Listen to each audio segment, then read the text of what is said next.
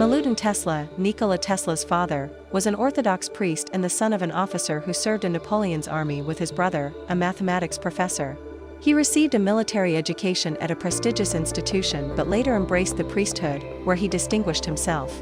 Later, he was a notable figure in preserving the Serbian language and culture in Lika, the so-called military border of the Austro-Hungarian Empire. Among the few relics supposed to belong to Milutin Tesla is a single notebook, worn by time and filled with nearly indecipherable script.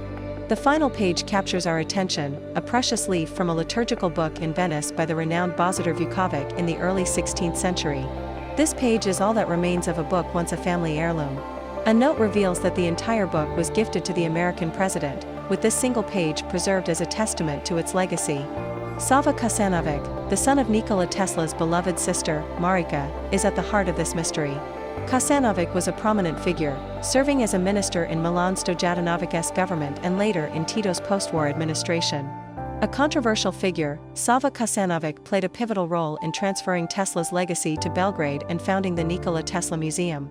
However, it would later become apparent that he belonged to the generation of Serbian intellectuals who abandoned the centuries-old ideals of orthodoxy upheld by Tesla's family.